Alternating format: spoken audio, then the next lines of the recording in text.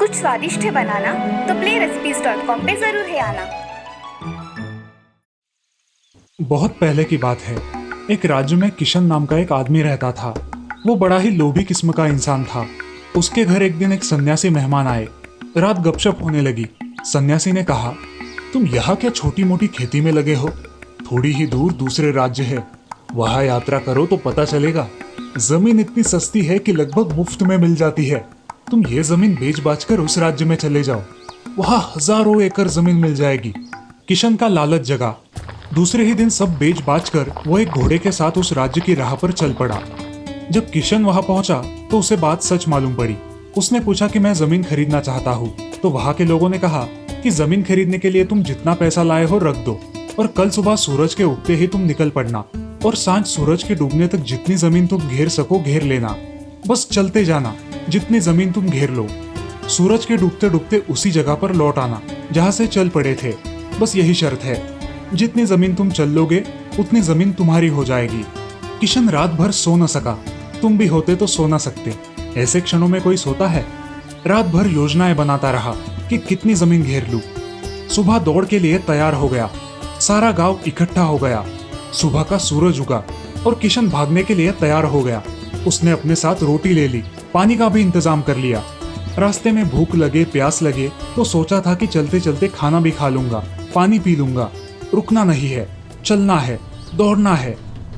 उसने दौड़ना शुरू किया, क्योंकि चलने से तो आधी ही जमीन घेर पाता, दौड़ने से दुगनी हो सकती थी। वो खूब भागा, भागता रहा। किशन ने सोचा था कि ठीक 12 बजे लौट पड़ूंगा ताकि सूरज डूबते डूबते वापस पहुंच जाऊं। 12 बज गए, मीलों चल चुका है, मगर लालच का कोई अंत है। उसने सोचा कि 12 तो बज गए, लौटना चाहिए, लेकिन सामने और उपजाऊ जमीन, थोड़ी सी और घेर लूं। जरा तेजी से दौड़ना पड़ेगा लौटते समय, इतनी ही बात है, एक ही तो दिन की बात है, और जरा तेजी से दौड़ लूंगा। उसने पानी भी नहीं पिया, क्योंकि उतनी देर रुकना पड़ेगा। उस दिन उसने खाना भी नहीं खाया। रास्ते में उसने वो खाना भी फेंक दिया, पानी भी फेंक दिया, क्योंकि उनका वजन ढोना पड़ रहा था, इसीलिए दौड़ ठीक से नहीं हो पा रही थी। उसने अपना कोट भी उतार दिया, अपनी टोपी भी उतार दी, और जितना निर्भर हो सकता था हो गया और दौड़ने लगा। 1 बज गया था, लेकिन किशन का लौटने का मन ही नहीं हो रहा था, क्योंकि आगे और सुंदर भूमि आती चली जा रही थी। मगर फिर लौटना ही पड़ा। 2 बजे किशन लौटा। अब घबराया, सारी ताकत लगाई, लेकिन ताकत तो खत्म होने के करीब आ गई थी, क्योंकि वो सुबह से दौड़ रहा था, हाँफ रहा था, घबरा रहा था कि पहुंच पाऊंगा कि नहीं, वो भी सूरज डूबने तक। किशन ने अपनी सारी ताकत लगा दी, पागल होकर दौड़ा, सब दांव पर लगा दिया। अब सूरज डूबने लगा, ज्यादा दूरी भी नहीं बची थी। किशन को अब गांव वाले लोग दिखाई पड़ने लगे थे। गांव के लोग खड़े थे, आवाज दे रहे थे कि आओ, जल्दी आ जाओ, उसे उत्साहित कर रहे थे। उन्हें देखकर वो सोचने लगा, अजीब सीधे साधे लोग हैं, इनको तो सोचना चाहिए कि मैं मर ही जाऊं तो इनको धन भी मिल जाए और जमीन भी न जाए, मगर ये बड़ा उत्साह दे रहे हैं कि भागो और भागो। उसने आखिरी दम लगा दी, भागा, बहुत भागा। सूरज डूबने लगा, इधर सूरज डूब रहा है, उधर वो भाग रहा है। अब कुछ 5-7 गज की दूरी रह गई थी। वो अपने आप को घिसटने लगा। अब सूरज की आखिरी कोर क्षितिज पर रह गई थी। किशन घिसटते घिसटते आगे बढ़ने लगा, और जब उसका हाथ जमीन के उस टुकड़े पर पहुंचा जहां से वो भागा था, सूरज डूब गया। वहां सूरज डूबा और यहाँ किशन की मौत हो गई। इतनी मेहनत कर ली थी, शायद हृदय का दौरा पड़ा था, और यहाँ जिनको वो गांव के सीधे साधे लोग समझता था, हंसने लगे। गांव में इस तरह के पागल लोग आते ही रहते हैं। ये कोई नई घटना नहीं थी, अक्सर लोग आ जाते थे खबरें सुनकर, और इसी तरह से मरते थे। ये कोई अपवाद नहीं था, यही नियम था। अब तक ऐसा एक भी आदमी नहीं आया था जो जमीन घेरकर जमीन का मालिक बन पाया हो। ये कहानी तुम्हारी कहानी है, तुम्हारी जिंदगी की कहानी है, सबकी जिंदगी की कहानी है। यही तो तुम कर रहे हो, दौड़ रहे हो कि कितनी जमीन घेर ले। 12 भी बज जाते हैं, दोपहर भी आ जाती है, लौटने का भी समय होने लगता है, मगर थोड़ा और दौड़ ले। ना भूख की फिक्र है, ना प्यास की फिक्र है। जीने का समय कहाँ है? पहले जमीन घेर ले, पहले तिजोरी भर ले, पहले बैंक में रुपया इकट्ठा हो जाए, फिर जी लेंगे, फिर बाद में जी लेंगे, एक ही दिन का तो मामला है। और कोई कभी जी नहीं पाता। गरीब मर जाते हैं भूखे, अमीर मर जाते हैं भूखे, कभी कोई जी नहीं पाता। जीने के लिए थोड़ी विश्रांति चाहिए, जीने के लिए थोड़ी समझ चाहिए। जीवन मुफ्त नहीं मिलता दोस्तों, थोड़ा जीना सीखो आज में। जनकपुर राज्य के राजा को राज्य भोगते काफी समय हो गया था। बाल भी सफेद होने लगे थे। एक दिन उसने अपने दरबार में उत्सव रखा और अपने गुरुदेव एवं मित्र देश के राजाओं को भी आमंत्रित किया। उत्सव को रोचक बनाने के लिए राज्य की सुप्रसिद्ध नर्तकी को भी बुलाया गया। राजा ने कुछ स्वर्ण मुद्राएं अपने गुरुजी को भी दी ताकि नर्तकी के अच्छे गीत व नृत्य पर वे उसे पुरस्कृत कर सके। सारी रात नृत्य चलता रहा। ब्रह्म मुहूर्त की बेला आई। नर्तकी ने देखा कि तबले वाला ऊब रहा है और तबले वाले को सावधान करना जरूरी है, वरना राजा दंड दे सकते हैं। तो उसे जगाने के लिए नर्तकी ने एक दोहा पढ़ा। बहु बीती थोड़ी रही, पल पल गई बिताई, एक पल के कारणे न कलंक लग जाए कोई। अब इस दोहे का अलग अलग व्यक्तियों ने अपने अनुरूप अर्थ निकाला। तबले वाला सतर्क होकर बजाने लगा। जब ये दोहा गुरुजी ने सुना, तब गुरुजी ने सारे मोहरे उस नर्तकी को अर्पण कर दिए। दोहा सुनते ही राजा की लड़की ने भी अपना 9 लखा हार नर्तकी को भेंट कर दिया और राजा के पुत्र युवराज ने भी अपना मुकुट उतारकर नर्तकी को समर्पित कर दिया। राजा बहुत ही अचंभित हो गया। सोचने लगा, रात भर से नृत्य चल रहा है, पर अचानक ये क्या हो गया? अचानक एक दोहे से सब अपनी मूल्यवान वस्तुएं बहुत खुश होकर नर्तकी को समर्पित कर रहे हैं। राजा सिंहासन से उठा और नर्तकी को बोला, सिर्फ एक दोहे द्वारा एक सामान्य नर्तिका होकर भी तुमने सबको लूट लिया। जब ये बात राजा के गुरु ने सुनी तो गुरु की आंखों में आंसू आ गए और गुरुजी ने कहा, राजा, ये नर्तकी अब मेरी गुरु बन गई है, क्योंकि इसने इसके दोहे से मेरी आंखें खोल दी है। इस दोहे से ये कह रही है कि मैं सारी उम्र जंगलों में भक्ति करता रहा और आखिरी समय में नर्तकी का मुजरा देखकर अपनी साधना नष्ट करने यहाँ चला आया। राजा, मैं तो चला। ये कहकर गुरुजी तो अपना कमंडल उठाकर जंगल की ओर चल पड़े। तभी राजकुमारी ने कहा, पिताजी, मैं जवान हो गई हूँ, आप आंखें बंद किए बैठे हैं। मेरी शादी नहीं कर रहे थे और आज रात मैंने आपके महावत के साथ भागकर अपना जीवन बर्बाद कर लेना था, लेकिन इस नर्तकी के दोहे ने मुझे सुमति दी है कि जल्दबाजी मत कर, तभी तो तेरी शादी होगी। क्यों अपने पिता को कलंकित करने पर तुली है? और तभी युवराज ने खड़े होकर कहा, पिताजी, आप वृद्ध हो चले हैं, फिर भी मुझे राज नहीं दे रहे थे। मैंने आज रात ही आपके सिपाहियों से मिलकर आपका कत्ल करवाने की योजना बनाई थी, लेकिन इस नर्तकी के दोहे ने समझाया कि पगले, आज नहीं तो कल आखिर राज्य तो तुम्हें ही मिलना है। क्यों अपने पिता के खून का कलंक अपने सिर पर लेता है? जब ये बात राजा ने सुनी तो राजा को भी आत्मज्ञान हो गया। राजा के मन में वैराग्य आ गया। राजा ने तुरंत फैसला लिया कि वो युवराज का अभी के अभी राज तिलक कर देंगे। और फिर क्या, उसी समय राजा ने युवराज का राज तिलक करवाया और अपनी पुत्री से कहा, पुत्री, दरबार में एक से एक राजकुमार आए हुए हैं। तुम अपनी इच्छा से किसी भी राजकुमार के गले में वरमाला डालकर पति रूप में चुन सकती हो। राजकुमारी ने ऐसा ही किया और राजा अब सब त्याग कर जंगल में गुरु की शरण में चला गया। ये सब देखकर नर्तकी ने सोचा, मेरे एक दोहे से इतने लोग सुधर गए, लेकिन मैं क्यों नहीं सुधर पाई? आज से मैं अपना नृत्य बंद करती हूँ। हे प्रभु, मेरे पापों से मुझे क्षमा करना। बस आज से मैं सिर्फ तुम्हारा नाम सुमिरन करूंगी। दोस्तों, इस लॉकडाउन में भी हम पर यही लागू होता है। बहु बीती थोड़ी रही, पल पल गई बिताई, एक पल के कारणे ना कलंक लग जाए कोई। आज हम इस दोहे को यदि कोरोना को लेकर अपनी समीक्षा कर कर देखें तो हमने पिछले 4 महीनों से जो संयम बरता, परेशानियां झेली, ऐसा न हो कि अंतिम क्षण में एक छोटी सी भूल, हमारी लापरवाही हमारे साथ पूरे समाज को ले बैठे। आओ हम सब मिलकर कोरोना से संघर्ष करें, घर पर रहकर सुरक्षित रहे और सावधानियों का विशेष ध्यान रखें। रामटेक नाम के गांव में विठू नाम का एक लकड़ी का कारीगर रहता था। गांव में किसी का भी घर बनाना हो तो विठू को बुलावा आ जाया करता था। बारिश के मौसम में बैलगाड़ियां तैयार करना तथा खेती के औजार तैयार करना आदि काम वो कर लिया करता था। उस गांव में लोग उसे उसके काम के बहुत कम पैसे देते थे। उसे एक बेटा था, विजय। विजय बहुत ही सीधा और सरल था, इसी वजह से कोई भी उसे आकर ठग लेता था। विजय के दोस्त उससे कोई भी काम कम दाम में करवा लेते थे। जब विठू घर पे ना हो तब सारे दोस्त घर पर आकर विजय से अपने छोटे मोटे काम मुफ्त में करवा लेते थे। इस सब से विठू बहुत परेशान रहता था। अरे विजय, ये तुम्हारे लालची दोस्तों से जरा बच के रहना, ये तुम्हें आगे नहीं बढ़ने देंगे। ये तुमसे मीठी मीठी बातें करके काम करवा लेते हैं। बेटा, मुझे तुम्हारी बहुत चिंता लगी रहती है। पिताजी, हमें इस दुनिया में जिसने लाया है उसको चिंता होगी, हाँ आप चिंता मत करो। ऐसे ही कुछ दिन बीत जाते हैं।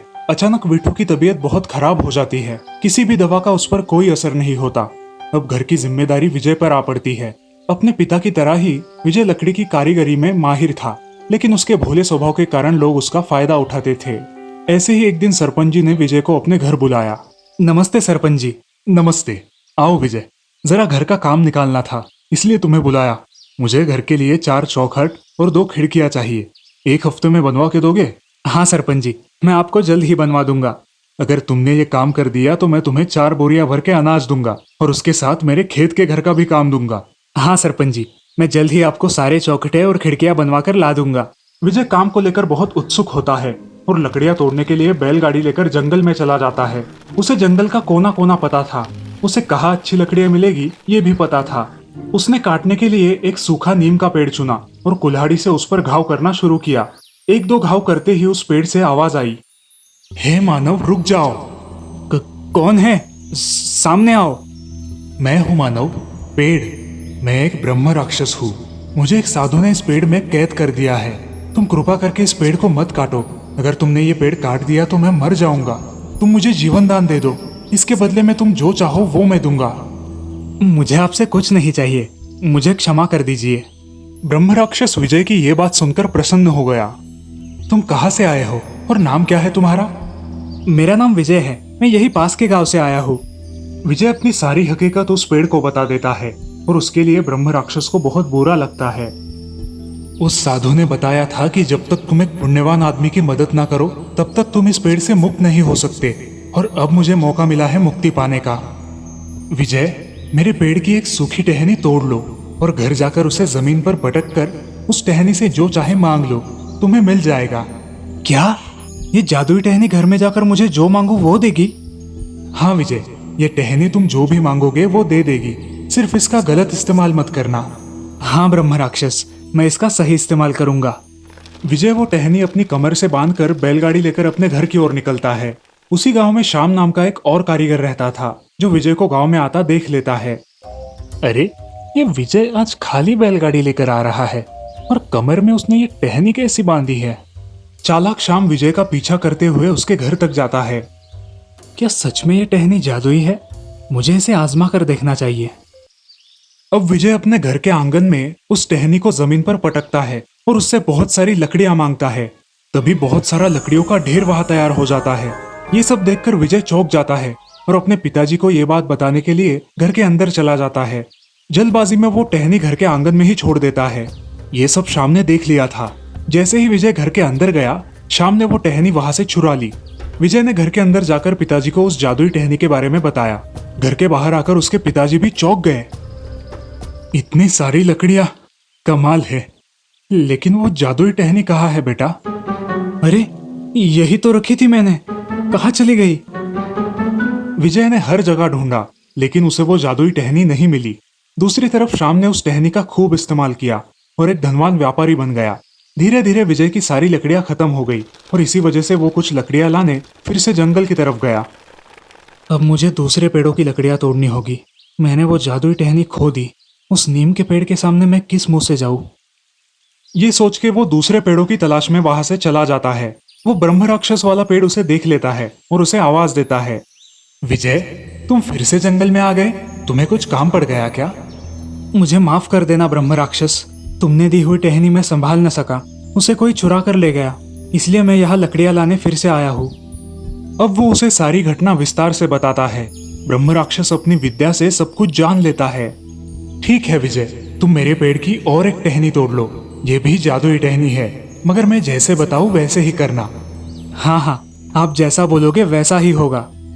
ये जादुई टहनी जिस किसी बीमार आदमी के बदन पर घुमाओगे वो आदमी पूरी तरह से ठीक हो जाएगा। अब विजय के मन में अपने पिता का विचार आता है और वो उस पेड़ से धन्यवाद देता है। वो टहनी तोड़कर अपने कमर में लगाकर वहां से कुछ जरूरत की लकड़ियां लेकर चला जाता है। विजय गांव में आते ही श्याम की नजर उस पर पड़ती है। आज विजय बहुत दिनों के बाद जंगल गया था और उसके कमर में आज भी एक टहनी थी। श्याम को इस बात का भी अंदाजा था कि यह भी जादुई टहनी होगी, मगर उसका कैसे उपयोग करते हैं ये उसको नहीं पता था। उसने इस बार भी विजय का पीछा किया और छुपके से उसे देखने लगा। विजय ने घर जाकर वो टहनी अपने पिता पर आजमाई। अरे विजय, तू ये क्या कर रहा है? पागल तो नहीं हो गया? पिताजी आप बस देखो मैं क्या करता हूँ। तभी चमत्कार हो जाता है। उसके पिताजी एकदम से खड़े हो जाते हैं। उन्हें कोई भी थकान महसूस नहीं होती। ये देख दोनों बाप बेटे खुश हो जाते हैं। विजय वो टहनी अपनी अलमारी में रख देता है और अब वो दोनों काम करने के लिए बाहर चले जाते हैं। इस बार भी शाम वो टहनी चुराकर घर ले आता है। विजय और उसके पिता काम करके घर लौटते हैं। पिताजी, आपने मेरी जादुई टहनी ली है? अरे विजय, मैं वो टहनी क्यों लूं? उससे मैं क्या करूंगा बेटा? विजय अब उदास हो जाता है। उसके पिता उसे समझाते हैं। अरे बेटा, तुम्हारे नसीब में नहीं होगी इसलिए नहीं मिली। जाने दो, हम हमारा लकड़ियों का कारोबार करेंगे। तुम मायूस मत हो। जो हमारे पास नहीं उसका गम करने का कोई फायदा नहीं। अब दोनों बाप बेटे काम में लग जाते हैं। ऐसे ही दिन बीत जाते हैं। एक दिन अचानक उस नगर के महाराजा बहुत बीमार पड़ जाते हैं और जो भी उनको अच्छा कर देगा उसे 1000 स्वर्ण मुद्रा बख्शिश रखा जाता है। अब शाम के मन में एकदम से विचार आता है। विजय ने अपने पिताजी को इसी जादुई टहनी से ठीक किया था। अब ये जादुई टहनी मेरे बहुत काम आएगी। ये जादुई टहनी मैं राजा के पास ले जाऊंगा और उन्हें ठीक करके उनसे इनाम मांग लूंगा। ये सोच के शाम महाराज के राज दरबार में चला जाता है। कौन हो तुम? मैं एक लकड़ियों का व्यापारी हूँ। मुझे महाराज से मिलना है। सेवक सूचना महाराज को देते हैं। महाराज जानते थे कि शाम जो लकड़ियों का व्यापारी है वो बहुत कंजूस और लालची किस्म का आदमी है। महाराज उसे अपने कक्ष में बुलाते हैं। प्रणाम महाराज। बोलो, यहाँ क्या काम है तुम्हारा? मेरे पास आपको ठीक करने की एक बहुत अच्छी दवाई है, मगर आप ठीक हो गए तो मुझे इनाम और मैं जो मांगूंगा वो देना होगा। ठीक है, मैं ठीक हो गया तो तुम्हें तुम्हारी मुंह बोली कीमत मिलेगी। अब शाम ने वो जादुई टहनी निकाली और महाराज पर उसका प्रयोग किया, लेकिन अनर्थ हुआ। महाराज ठीक होने से उल्टा और ज्यादा बीमार हो गए। हे भगवान, अब मैं क्या करूं? ये महाराज और इसके सैनिक मुझे नहीं छोड़ेंगे। यहाँ से निकलना ही ठीक होगा। पकड़ लो इस चालाक शाम को और इसे कारागार में डाल दो। दया महाराज, दया। आप बड़े दयालु हैं। मेरा ये गुनाह माफ कर दीजिए महाराज। सच्चाई क्या है बता दो, वरना आजन्म कारावास भुगतना पड़ेगा। महाराज, आप ही हमारे पालन करता हो, आपसे क्या छुपाना। अब वो महाराज को सारी सच्चाई बता देता है और ये भी बताता है कि कैसे उसने विजय से वो टहनी चुराई। महाराज विजय को राज दरबार में बुलाते हैं। सैनिक विजय को महल लेकर आते हैं और राजा द्वारा विजय को सारी सच्चाई समझ आ जाती है। विजय, हमें लगता है कि अब तुम ही हमें बचा सकते हो। क्या तुम्हारे पास कोई उपाय है? हाँ महाराज, ये टहनी तो मेरी ही है, मगर ये किसी को बीमार नहीं करती। ये तो बीमार को ठीक कर देती है। न जाने आप पे इसका विपरीत परिणाम कैसे हुआ। ये सब उस ब्रह्म राक्षस की माया थी। अब विजय महाराज के सर से लेके पांव तक वो जादुई टहनी घुमाता है और महाराज एकदम से ठीक हो जाते हैं। वे बेहद खुश होकर इनाम में विजय को 5000 सुवर्ण मुद्रा और गांव की 100 एकड़ जमीन बख्शिश के रूप में देते हैं। वहां ब्रह्म राक्षस को भी उस पेड़ से मुक्ति मिल जाती है। शाम को महाराज दंड के साथ साथ 5 सालों की सजा सुनाते हैं। अब विजय और उसके पिताजी एक खुशहाल जिंदगी बिताते हैं। इस कहानी से हमें ये सीख मिलती है कि हमें चोरी नहीं करनी चाहिए, क्योंकि हर छोटी मोटी चोरी कभी ना कभी पकड़ी जाती ही है। चंदरपुर नाम के गांव में राधा नाम की औरत रहा करती थी। उसका परिवार बहुत समृद्ध था। घर में वो, उसका पति, एक बेटी और बूढ़ी सास रहा करती थी। राधा स्वभाव से बहुत रहमदिल थी और गांव में किसी की भी मदद कर देती थी। उस गांव के जंगल में गज्जू नाम का एक डाकू रहता था। वो बहुत ही खतरनाक था। सारे गांव वाले उससे डरते थे। वो जो भी मांगता गांव वाले उसे दे दिया करते थे। राधा का पति सुधीर एक दिन जंगल से जा रहा था। तभी गज्जू डाकू ने उसका रास्ता रोक लिया। क्यों रे, कहाँ जा रहा है? घर जा रहा हूँ। तुमसे मतलब? अरे हमसे कैसे मतलब नहीं, हम तो तुम्हारी जान के बदले में तुमसे कुछ मांग रहे हैं। घर जाकर 1 लाख रुपया लेकर आओ। 1 लाख रुपया कितना होता है पता भी है? पता नहीं तो आप देंगे ना, तब गिन के पता कर लेंगे। क्यों साथियों? ऐसा कह के वो डाकू जोर जोर से हंसने लगते हैं। तुम्हें तो पता है, अगर पैसे नहीं दिए तो क्या होगा। तुम्हें बताने की कोई जरूरत नहीं है। अरे मैं इतने पैसे कहाँ से लाऊंगा, वो तुम जानो। अब सुधीर बहुत चिंता में डूब जाता है और अपने घर बहुत देर बाद पहुंचता है। क्या हुआ जी? अब कभी भी इतनी देर से घर नहीं आते हो। आज क्या बात है? बड़ी टेंशन में दिखाई दे रहे हो। कुछ नहीं, बाद में बात करते हैं। अब सुधीर खाना खा के अपने कमरे में चला जाता है और कमरे में जाकर कुछ पैसे गिनने लगता है। राधा ये सब देखती है और उसके पास आती है। अजय, क्या कर रहे हो और ये पैसे क्यों गिन रहे हो? ऐसी क्या मुसीबत आ पड़ी? अरे राधा, आज घर आते समय वो गज्जू डाकू दिखाई दिया था। उसने मुझे धमकी दी है कि कल के कल उसे 1 लाख रुपए चाहिए, और वो भी नगद।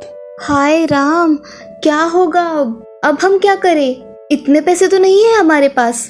हाँ राधा, और पैसों का इंतजाम तो करना ही होगा। तुम्हें तो पता है वो गज्जू डाकू कैसा है, किसी को मारने से पहले सोचता भी नहीं। हाँ जी, ये तो सच ही है। सुधीर अगले दिन सरपंच जी से कुछ पैसे मांगने जाता है। नमस्ते सरपंच जी। नमस्ते, कहो कैसे आना हुआ? सरपंच जी, आपसे मुझे कुछ पैसों की मदद चाहिए थी, कुछ दिन बाद लौटा दूंगा। अरे मगर ऐसे अचानक? हाँ सरपंच जी, कुछ अर्जेंट ही समझ लीजिए, कृपा करके पैसे दे दीजिए। अरे तू ले जा, मगर बात तो बता कि क्या हुआ है। बाद में बताऊंगा सरपंच जी, अभी नहीं, चलता हूँ। पैसे लेकर सुधीर जल्दी जल्दी घर चला जाता है और घर से बचे हुए पैसे लेकर जंगल में गुज्जू डाकू के पास जाता है। वो पैसे उसके हवाले कर देता है। जब सुधीर जंगल में जा रहा होता है, राधा उसके पीछे पीछे छुपके से जाती है, क्योंकि उसे पता था कि गज्जू 1 नंबर का लुच्चा और लफंगा बदमाश डाकू है। अब वो दूर खड़ी ये सब देखती है और गुस्से से लाल हो जाती है। तभी गज्जू का साथी सुधीर के पीछे से आता है और उसे पकड़ लेता है। सुधीर बहुत झटपटाता है, मगर अपने आप को छुड़ा नहीं पाता। तभी राधा बीच में आती है और अपने साथ लाया डंडा लेकर उस आदमी के सिर पर जोर से मारती है। वो आदमी जमीन पर गिर जाता है। ये सब देखकर गज्जू और उसके साथी बहुत गुस्सा हो जाते हैं और सुधीर और राधा दोनों की हत्या कर देते हैं। वे उनकी लाशों को घने जंगल में फेंक देते हैं। यहाँ उनकी बेटी और बूढ़ी माँ उनका इंतजार करते रहते हैं। बूढ़ी माँ गांव में घूम घूम कर अपने बेटे और बहू को ढूंढती है, लेकिन उनका कुछ पता नहीं चलता। इधर जंगल में राधा एक चुड़ैल में परिवर्तित हो जाती है। धीरे धीरे चुड़ैल ने प्रतिदिन गज्जू के एक एक साथी को मारना शुरू किया। इस बात को लेकर अब गज्जू के साथी डर गए थे। सरदार, आप कहते हो कि कुछ नहीं होगा, मगर यहाँ तो हमारे दिन ब दिन एक एक साथी मर रहे हैं। अब हम क्या करें, और पता भी नहीं लगता कि कौन मार रहा है। ठीक है, अब हम एक योजना बनाएंगे। अब हम जंगल में लोगों को लूटना बंद करेंगे और अब गांव में जाकर लोगों को लूटेंगे। लोगों के मन में डर बिठाना बहुत जरूरी है और इसके लिए हमें गांव लूटने की जरूरत है। अब डाकू और उसके साथी गांव में चले जाते हैं और स्कूल के बच्चों को अगवा करके जंगल ले आते हैं, मगर इस बात की गांव वालों को कोई खबर नहीं होती। अरे गांव में इन लोगों को हमारे एक आदमी ने जाकर सूचित करना होगा, तभी इन मूर्ख गांव वालों को पता चलेगा। तब एक डाकू गांव में जाकर लोगों को बताता है, सुनो गांव वालों सुनो, तुम्हारे बच्चे हमारे पास है, इसलिए हमारे सरदार जो भी कीमत बोलेंगे वो आपको देनी होगी, वरना आपके बच्चों का क्या होगा आप जानते हैं। एक बच्चे की कीमत है 1 लाख रुपए, समझे? अब सारे गांव वाले चिंता में डूब जाते हैं कि इतने पैसों का इंतजाम कहाँ से किया जाए। बच्चे प्यारे हैं तो पैसे तो लाने ही होंगे, वरना ये डाकू उन्हें बेरहमी से मार डालेगा। ये सारी बातें चुड़ैल सुन लेती है और जंगल में चली जाती है। जंगल जाकर वो देखती है कि सारे बच्चों को उन डाकुओं ने एक झोपड़ी में कैद किया होता है। अच्छा, इस गज्जू ने बच्चों को यहाँ छुपा कर रखा है। गांव वालों को तो परेशान करता ही है, मगर अब इन छोटे बच्चों को भी परेशान कर रहा है। अब वो चुड़ैल उन बच्चों को देखने उस झोपड़ी के पास चली जाती है और वहां देखती है तो उसकी बेटी भी उन अगवा की हुई लड़कियों में होती है। हमें तो मार डाला, अब मेरी बच्ची को भी मारना चाहता है। चुड़ैल अपने घर चली जाती है। माँ जी, मैं हूँ राधा। कौन है? कहाँ है मेरी राधा? बताएगा कोई? तभी चुड़ैल सास के सामने आ जाती है और सास उसे देखकर रोने लगती है। माँ, मैं राधा। मुझे और आपके बेटे को इस गज्जू डाकू ने मार डाला और उस जंगल में फेंक दिया, और अब मेरी बेटी को भी उसने अगवा कर लिया है। हाय राम, ये क्या बोल रही हो तुम राधा? और सुलू कहाँ है बेटी? उसने सुलू को जंगल में एक झोपड़ी में रखा है और उसके साथ गांव की और लड़कियां भी अगवा की है उसने। मैं उसे सबक सिखाऊंगी, मगर मुझे आपकी मदद चाहिए। कैसी मदद राधा? माँ जी, आपको गांव जाकर सरपंच जी और गांव के कुछ लोगों को साथ लेकर आना होगा और पुलिस को भी बुलाना होगा। वो बहुत खतरनाक है, किसी को नुकसान नहीं पहुंचना चाहिए। ठीक है राधा, मैं अभी जाकर सारे गांव वालों को बुला कर लाती हूँ, मगर मुझ पर विश्वास कौन करेगा? नहीं माँ जी, सब विश्वास करेंगे। अब जाइए और बुलाइए, बाकी का मैं संभाल लूंगी। राधा की सास सारे गांव वालों को बुला कर लाती है और उन सबके सामने राधा अपने चुड़ैल के रूप में आती है और उसकी कहानी सभी गांव वालों को बताती है। अब सारे गांव वाले राधा की सास पर विश्वास रखते हैं। सरपंच और गांव के कुछ आदमी पुलिस को बुलाते हैं और उसी रात गांव वालों को लेकर राधा उस जंगल में जाती है। सारे डाकू सो रहे होते हैं। कहाँ है डाकू? वहाँ उन घनी झाड़ियों के बीच में, और वहाँ पे उसकी एक झोपड़ी भी है जिसमें उसने गांव की सारी लड़कियों को कैद किया हुआ है।